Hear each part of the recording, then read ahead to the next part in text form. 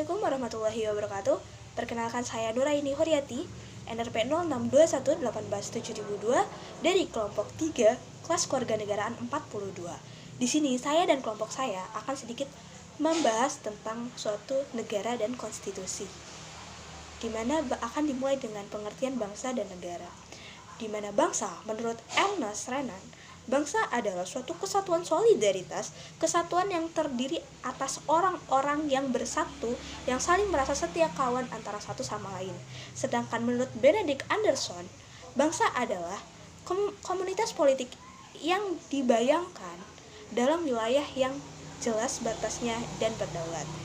Sehingga dapat disimpulkan bahwa bangsa adalah suatu komunitas, suatu kumpulan manusia yang bersatu atas dasar rasa saling setia kawan, rasa saling sama nasib, dan rasa solidaritas yang tinggi. Sedangkan suatu negara, menurut Owen Phillips, negara adalah masyarakat politik independen yang menempati suatu wilayah tertentu yang anggotanya bersatu dengan tujuan untuk menghadapi tantangan dari luar dan mempertahankan tatanan internalnya. Sedangkan menurut Wirjono Prodjokdikoro, negara adalah suatu organisasi di antara kelompok atau beberapa kelompok manusia yang bersama-sama menepati suatu wilayah dan mengakui adanya suatu pemerintahan yang mengurus tata tertib dan keselamatan kelompok tersebut. Sehingga dapat disimpulkan bahwa negara adalah organisasi masyarakat yang memiliki wilayah tertentu dan pemerintah yang berdaulat yang mengatur kehidupan masyarakat tersebut. Lalu, apa sih bedanya suatu bangsa dengan suatu negara? Nah, bangsa adalah suatu kumpulan manusia yang bersatu atas dasar rasa solidaritas, rasa setia kawan, dan rasa kesamaan nasib satu sama lain. Jadi, suatu bangsa tidak memerlukan suatu wilayah tertentu.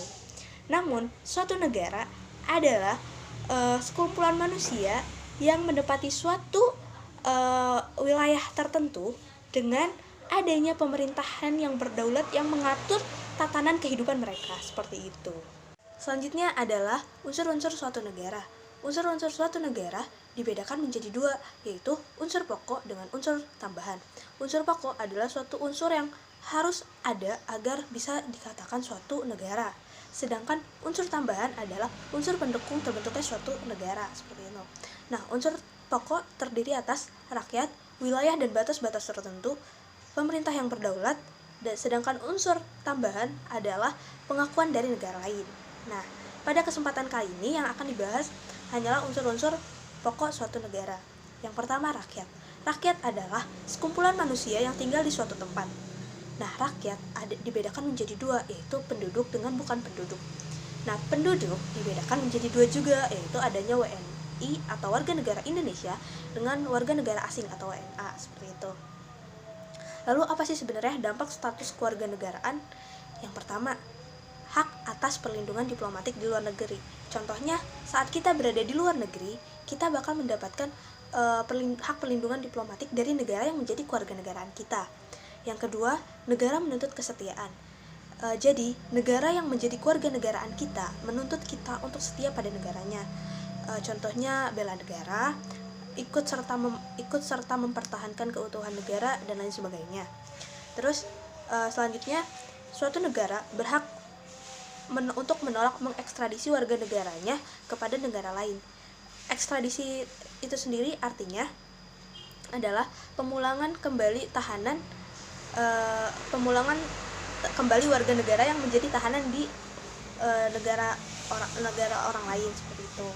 Jadi negara bisa menolak untuk mengekstradisi, seperti itu. Lalu, bagaimana sih untuk mendapatkan suatu kewarganegaraan? Yang pertama, berdasarkan kewarganegaraan orang tua atau ius sanguinis. Yang kedua, berdasarkan tempat kelahiran atau ius soli. Yang ketiga, berdasarkan asas ius sanguinis dan ius soli.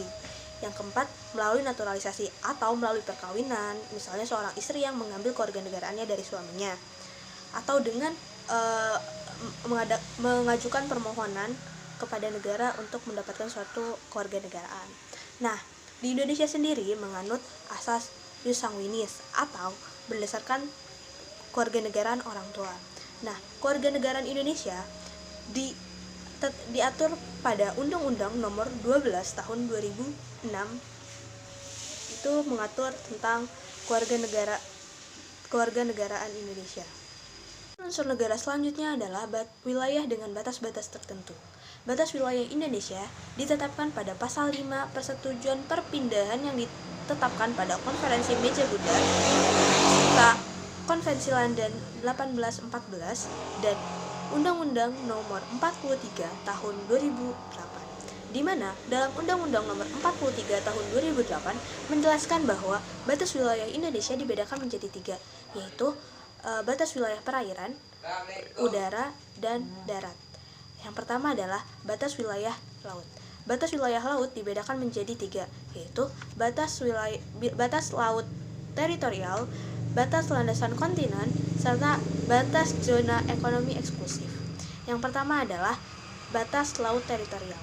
Batas laut teritorial adalah batas laut yang ditarik dari garis dasar dengan jarak 12 mil ke luar ke arah laut lepas.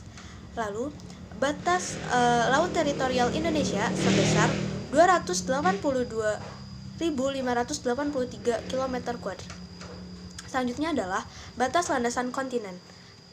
Batas landasan kontinen merupakan dasar laut yang jika dilihat dari segi geologi maupun geomorfologinya merupakan kelanjutan dari suatu kontinen atau suatu benua. Batas landas kontinen Indonesia adalah 2.749.001 km². Selanjutnya adalah zona ekonomi eksklusif atau ZEE adalah wilayah laut sejauh 200 mil dari pulau terluar saat air surut. Luas ZEE Indonesia adalah 2.936.345 km².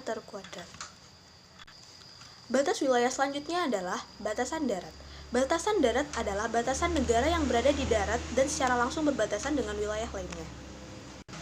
Batas darat Indonesia berbatasan langsung dengan 3 negara, yaitu Papua Nugini berbatasan dengan Provinsi Papua, Timor Leste berbatasan dengan Provinsi Nusa Tenggara Timur, dan Malaysia berbatasan dengan Provinsi Kalimantan Barat dan Timur. Batas wilayah selanjutnya adalah batas udara. Batas udara suatu negara dibedakan menjadi 2, yaitu batas secara horizontal dan batas secara vertikal. Batas udara vertikal Indonesia adalah area udara setinggi 110 km dari konfigurasi ketinggian permukaan negara Indonesia. Batas negara Indonesia secara horizontal memiliki luas yang sama dengan luas negara Indonesia, yaitu 5.455.675 km². Selanjutnya adalah pemerintah yang berdaulat. Kata kedaulatan memiliki arti kekuasaan tertinggi. Jadi, pemerintah yang berdaulat artinya pemerintah yang memiliki kekuasaan tertinggi yang tidak berada di bawah kekuasaan lain. Kedaulatan negara dibedakan menjadi 2, yaitu kedaulatan ke luar dan kedaulatan ke dalam. Pertama, kedaulatan ke dalam. Kedaulatan ke dalam artinya kekuasaan tertinggi untuk mengatur rakyatnya sendiri. Sedangkan kedaulatan keluar adalah kekuasaan tertinggi yang harus dihormati oleh negara-negara lain. Dengan kedaulatan negara, pemerintah berhak untuk mengatur negara dan rakyatnya sendiri tanpa adanya campur tangan dari negara lain. Menurut Jan Bodin, kedaulatan memiliki 4 sifat. Yang pertama, asli. Maksudnya, kedaulatan tidak diturunkan dari kekuasaan yang lain. Yang kedua adalah tertinggi. Dalam artian, tidak ada kekuasaan lain yang lebih tinggi yang dapat membatasi kedaulatan. Yang ketiga, abadi, kekal atau permanen. Jadi, kedaulatan akan selamanya ada selagi negara itu berdiri, meskipun pemegang kedaulatannya berbeda-beda atau berganti-ganti. Yang keempat adalah tidak dapat dibagi. Dalam artian, hanya ada satu kekuasaan tertinggi dalam suatu negara. Seperti itu. Assalamualaikum warahmatullahi wabarakatuh. Perkenalkan, nama saya Rifki Dwi Sabta Oktania, NRP 062021 dari kelompok 3. Di sini saya akan menjelaskan tentang sifat-sifat negara tujuan dan fungsi negara, dan yang terakhir mengenai peran konstitusi secara umum. Yang pertama tentang sifat-sifat negara. Sifat-sifat negara di sini ada 3. Yang pertama sifat memaksa, sifat monopoli, dan yang terakhir sifat mencakup semua. Sifat memaksa ini artinya bahwa negara memiliki hak atau kewenangan untuk memaksakan berbagai peraturan yang dibuat untuk ditaati oleh seluruh warganya. Untuk memaksakan peraturan yang telah dibuat ini, negara memiliki sarana-sarana seperti TNI, polisi, jaksa, hakim, dan lain-lain. Serta negara juga menetapkan sanksi bagi yang melanggar peraturan yang telah ditetapkan. Nah, sanksi di sini dapat berupa sanksi ringan atau bahkan sanksi yang sangat berat, yaitu berupa hukuman pidana atau bahkan hukuman mati. Sifat yang kedua yaitu sifat monopoli. Sifat monopoli di sini yaitu sifat yang menunjukkan adanya hak atau kewenangan negara untuk mengelola atau menentukan suatu tindakan tanpa adanya hak atau kewenangan yang sama di pihak lain. Nah, negara memiliki beberapa hak monopoli. Di antaranya yang pertama menentukan tujuan masyarakat di negara tersebut. Di Indonesia sendiri, tujuan masyarakatnya tercantum dalam UUD 1945 alinea keempat. Sebagai konsekuensi dari tujuan yang dimiliki masyarakat tersebut, negara berhak untuk melarang paham-paham yang dapat menghalangi tercapainya tujuan tersebut. Kemudian hak monopoli yang lain itu hak untuk mengelola sumber daya alam yang ada di negara tersebut. Kemudian sifat yang ketiga yaitu sifat mencakup semua. Sifat mencakup semua di sini maksudnya adalah kekuasaan negara berlaku bagi semua orang di wilayah negara yang bersangkutan. Tidak ada satupun warga negara yang bisa mengecualikan dirinya dari pengaruh kewenangan negara. Ketika suatu negara sudah menetapkan suatu peraturan, itu berarti semua atau setiap masyarakat yang tinggal di negara tersebut wajib mentaatinya. Dan juga ketika peraturan sudah dibuat dan ditetapkan, maka semua orang yang ada di negara tersebut sudah dianggap tahu dan wajib untuk mentaatinya.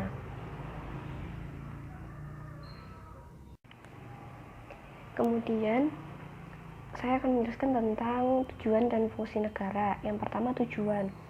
Secara umum, negara memiliki tujuan yaitu mewujudkan kebahagiaan bagi rakyatnya. Sedangkan di Indonesia sendiri, tujuan negara itu dicantumkan dalam Undang-Undang Dasar 1945 alinea 4, yaitu melindungi segenap bangsa Indonesia dan seluruh tumpah darah Indonesia, memajukan kesejahteraan umum, mencerdaskan kehidupan bangsa, dan ikut melaksanakan ketertiban dunia yang berdasarkan kemerdekaan, perdamaian abadi, dan keadilan sosial. Kemudian lanjut ke fungsi negara. Ada beberapa fungsi negara. Yang pertama itu mengupayakan kesejahteraan warganya agar dapat menikmati kehidupan yang layak. Fungsi ini seperti yang kita ketahui diwujudkan dalam bentuk pemberian bantuan bagi warga yang kurang mampu dan lain-lain. Kemudian meningkatkan kecerdasan dan membina budi pekerti. Ini diwujudkan dalam program wajib belajar 12 tahun, kemudian bantuan-bantuan beasiswa dari pemerintah untuk pendidikan Yang ketiga, menjaga keamanan dan ketertiban dalam masyarakat. Yang keempat, mempertahankan negara dari gangguan eksternal. Ini bisa dalam wujud pengadaan sarana seperti TNI, Polri. Kemudian yang terakhir yaitu mewujudkan keadilan bagi masyarakat. Di sini saya akan menjelaskan tentang konstitusi dan undang-undang dasar. Pengertian konstitusi. Konstitusi berasal dari bahasa Prancis, yakni constituer, yang berarti membentuk. Konstitusi menurut Suhino adalah dokumen yang memuat aturan-aturan hukum dan ketentuan-ketentuan hukum yang pokok-pokok atau dasar-dasar, yang sifatnya tertulis maupun tidak tertulis, yang menggambarkan tentang sistem ketatanegaraan suatu negara. Dalam pengertian yang luas, konstitusi tidak hanya berupa aturan-aturan hukum tertulis, namun juga mencakup kebiasaan ketatanegaraan sebagai suatu kaidah yang sifatnya tidak tertulis. Kemudian, pengertian konstitusi tertulis atau undang-undang dasar. Undang-undang dasar adalah suatu kitab atau dokumen yang memuat aturan-aturan hukum dan ketentuan-ketentuan hukum yang pokok-pokok atau dasar-dasar yang sifatnya tertulis, yang menggambarkan tentang sistem ketatanegaraan suatu negara. Sedangkan di samping undang-undang dasar masih ada bagian lain dari hukum dasar, yakni yang sifatnya tidak tertulis dan biasa disebut dengan konvensi atau kebiasaan ketatanegaraan. Undang-undang dasar atau konstitusi tertulis pada umumnya mengatur tentang 3 hal berikut. Yang pertama adalah struktur organisasi dan lembaga-lembaga negara di dalamnya. Yang kedua adalah tugas dan wewenang masing-masing lembaga negara dan hubungan tata kerja antar satu lembaga dengan lembaga lainnya. Yang ketiga adalah jaminan hak asasi manusia dan warga negara. Kemudian saya akan menjelaskan tentang fungsi konstitusi. Fungsi konstitusi, tertulis maupun tidak tertulis, menurut As-Siddiq adalah sebagai berikut. Yang pertama, fungsi penentu dan pembatas kekuasaan pemerintah negara. Yang artinya adalah konstitusi berfungsi sebagai pembatas kekuasaan pemerintah agar tidak terjadi kesewenang-wenangan. Contohnya yang ada pada UUD pasal 7C. Presiden tidak dapat membekukan dan atau membubarkan DPR. Jadi, Presiden tidak dapat bersikap sewenang-wenang dengan membubarkan DPR. Yang kedua, ada fungsi pengatur hubungan kekuasaan antar pemerintah negara. Artinya, konstitusi berfungsi sebagai pengatur hubungan antar lembaga-lembaga negara. Hal itu tercantum pada UUD pasal 11 ayat 1. Presiden dengan persetujuan DPR menyatakan perang, perdamaian, dan perjanjian dengan negara lain. Lalu yang ketiga, fungsi pengatur hubungan antar pemerintah negara dengan warga negara. Yang artinya, konstitusi berfungsi sebagai pengatur hubungan antara pemerintah negara dengan warga negaranya. Yang hal itu tercantum pada pasal 19 ayat 1, pasal 31 ayat 4, dan pasal 27 ayat 3, yakni setiap warga negara berhak dan wajib ikut serta dalam upaya pembelaan negara. Lalu yang keempat, ada fungsi pemberi atau sumber legitimasi terhadap kekuasaan negara ataupun kegiatan penyelenggaraan kekuasaan negara. Contohnya ada pada pasal 3 ayat 1. MPR berwenang mengubah dan menetapkan UUD. Karena hal tersebut sudah tercantum dalam Undang-Undang Dasar 45 atau dalam Konstitusi Tertulis Indonesia, artinya MPR telah terlegitimasi untuk berwenang dalam mengubah dan menetapkan UUD. Lalu yang kelima, ada fungsi sebagai sarana pengendalian masyarakat, baik dalam arti sempit, hanya di bidang politik, maupun dalam arti luas yang mencakup sosial dan ekonomi. Artinya, konstitusi ini berfungsi sebagai sarana pengendalian masyarakat.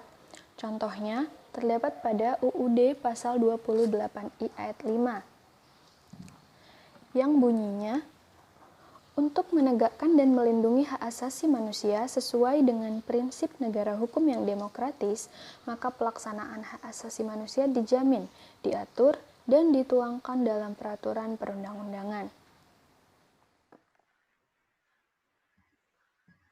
Iya, yang selanjutnya adalah perubahan konstitusi, perubahan undang-undang dasar. Secara teoritik, perubahan undang-undang dasar dapat terjadi melalui berbagai cara. Seperti yang disebutkan oleh C.F. Strong, menyebutkan bahwa ada 4 macam cara perubahan terhadap undang-undang dasar. Yang pertama adalah perubahan oleh kekuasaan legislatif, tetapi dengan pembatasan-pembatasan tertentu. Sebagai contohnya, kekuasaan legislatif di negara kita, negara Indonesia, dipegang oleh DPR, sehingga DPR memiliki wewenang untuk melakukan perubahan terhadap Undang-Undang Dasar. Selanjutnya adalah perubahan oleh rakyat melalui referendum. Cara ini terjadi apabila perubahan konstitusi memerlukan adanya pendapat langsung dari rakyat. Pendapat rakyat dilakukan melalui referendum atau melalui popular vote. Yang selanjutnya adalah perubahan oleh sejumlah negara bagian, khususnya untuk negara serikat. Cara ini hanya terjadi pada negara serikat, karena pembentukan negara serikat dilakukan oleh negara-negara bagian yang konstitusinya merupakan bentuk perjanjian atau traktat antara negara-negara bagian tersebut. Maka perubahan konstitusi memerlukan adanya persetujuan dari negara-negara yang bersangkutan. Kemudian yang terakhir adalah dengan kebiasaan ketatanegaraan atau oleh suatu lembaga negara yang khusus dibentuk untuk keperluan perubahan. Cara ini terjadi apabila untuk melakukan perubahan konstitusi mengharuskan dibentuknya suatu badan khusus yang berwenang untuk melakukan perubahan konstitusi. Sebagai contohnya pada tahun 1950,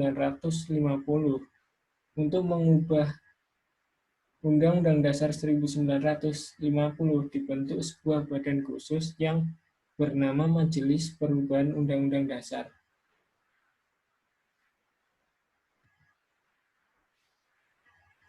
Selanjutnya, selain dari C.F. Strong, KJW pada tahun 2010 mengemukakan bahwa perubahan konstitusi dapat terjadi dengan berbagai cara, yaitu ada 3 cara. Yang pertama adalah perubahan resmi. Perubahan resmi di sini mencakup dari 3 hal yang sudah saya jelaskan tadi, yaitu yang pertama, perubahan oleh kekuasaan legislatif, perubahan oleh rakyat melalui referendum, dan perubahan oleh sejumlah negara bagian khusus untuk negara serikat. Kemudian yang kedua, yaitu melalui penafsiran hakim. Suatu negara dapat mengusulkan kepada hakim untuk mengkaji konstitusinya apakah masih relevan pada zaman yang terus berkembang. Apabila hakim merasa sudah tidak relevan, maka hakim dapat mengusulkan adanya perubahan konstitusi kepada kekuasaan legislatif. Sebagai contoh, untuk di Indonesia, hakim dapat mengajukan perubahan konstitusi kepada kekuasaan legislatif yaitu DPR. Kemudian yang ketiga, yaitu melalui kebiasaan ketatanegaraan atau konvensi. Yaitu seperti yang saya jelaskan tadi, bahwa cara ini hanya dapat terjadi apabila untuk melakukan perubahan konstitusi mengharuskan dibentuk suatu badan khusus yang berwenang untuk melakukan perubahan konstitusi. Di Indonesia sendiri, perubahan konstitusi diatur dalam pasal 37 Undang-Undang Dasar 1945 tentang perubahan Undang-Undang Dasar sebagai berikut. Yang pertama, usul perubahan pasal-pasal dalam Undang-Undang Dasar dapat diagendakan dalam sidang Majelis Permusyawaratan Rakyat apabila diajukan oleh sekurang-kurangnya 1/3 dari jumlah anggota Majelis Permusyawaratan Rakyat. 2. Setiap usul perubahan pasal-pasal Undang-Undang Dasar diajukan secara tertulis dan ditujukan dengan jelas bagian yang diusulkan untuk diubah beserta alasannya. 3. Untuk mengubah pasal-pasal Undang-Undang Dasar, sidang Majelis Permusyawaratan Rakyat dihadiri oleh sekurang-kurangnya 2/3 dari jumlah anggota Majelis Permusyawaratan Rakyat. 4. Putusan untuk mengubah pasal-pasal Undang-Undang Dasar dilakukan dengan persetujuan sekurang-kurangnya 50% ditambah 1 anggota dari seluruh anggota Majelis Permusyawaratan Rakyat. Khusus mengenai bentuk negara Kesatuan Republik Indonesia tidak dapat dilakukan perubahan. Kemudian, penjelasan selanjutnya yaitu tentang peran konstitusi secara umum. Secara umum dapat dikatakan bahwa konstitusi disusun sebagai pedoman dasar dalam menyelenggarakan kehidupan negara agar negara berjalan tertib, teratur, dan tidak terjadi tindakan yang sewenang-wenang dari pemerintah terhadap rakyatnya. Selain itu, dengan adanya konstitusi dalam suatu negara, maka hak asasi bagi warga negara itu terjamin, serta dapat membatasi tindakan pemerintah agar tidak sewenang-wenang terhadap warga negaranya. Selanjutnya, saya akan menjelaskan tentang tujuan konstitusi. Tujuan konstitusi itu sendiri dibedakan menjadi 3. Yang pertama, membatasi tindakan sewenang-wenang pemerintah.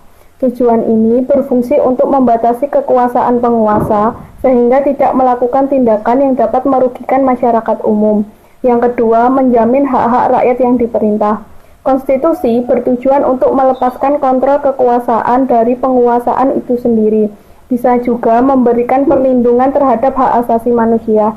Sehingga dengan adanya konstitusi, maka setiap penguasa dan masyarakat wajib menghormati hak asasi manusia dan berhak mendapatkan perlindungan terhadap haknya. Yang ketiga, menetapkan pelaksanaan kekuasaan yang berdaulat. Konstitusi bertujuan memberikan batasan-batasan kekuasaan bagi para penguasa dalam menjalankan kekuasaannya. Selain itu, hal ini juga bertujuan untuk memberikan pedoman bagi penyelenggara negara agar negara dapat berdiri dengan kokoh. Selanjutnya yaitu pentingnya konstitusi. Konstitusi berperan penting bagi kehidupan negara untuk memberikan landasan dan pedoman dasar bagi penyelenggaraan ketatanegaraan suatu negara, membatasi tindakan pemerintah agar tidak sewenang-wenang, dan memberikan jaminan atas hak asasi bagi warga negara itu sendiri. Yang terakhir adalah tantangan konstitusi. Perkembangan zaman mengakibatkan perlunya penyesuaian terhadap konstitusi atau undang-undang dasar. Penyesuaian konstitusi mengakibatkan adanya perubahan konstitusi yang lebih relevan dengan zaman yang sedang terjadi. Sebagai contohnya adalah konstitusi di Indonesia. Konstitusi di Indonesia yang berlaku hingga saat ini adalah Undang-Undang Dasar 1945 yang berlaku mulai 5 Juli 1959 yang merupakan konstitusi tertulis. Konstitusi Indonesia tersebut mengalami beberapa kali perubahan dan perkembangan. Sebagai contohnya, kami mengambil perubahan pada periode pertama yaitu Undang-Undang Dasar 1945 yang berlaku selama 4 tahun mulai 18 Agustus 1945 sampai 27 Desember 1949. Namun, di tahun terakhir konstitusi berubah dan ditetapkan menjadi Undang-Undang Dasar RI yang berjalan sampai 17 Agustus 1950. Perubahan yang terbilang cukup singkat ini dilatar belakangi oleh agresi militer Belanda yang mengharuskan mengubah bentuk negara dari presidensial menjadi pemerintahan parlementer. Akibatnya, Indonesia harus mengubah konstitusi negara. Konstitusi negara Indonesia berubah menjadi parlementer yang menjadikan Presiden Soekarno sebagai kepala negara, bukan kepala pemerintahan. Sekian presentasi dari kelompok negara dan konstitusi. Kurang lebihnya kami mohon maaf. Wassalamualaikum warahmatullahi wabarakatuh.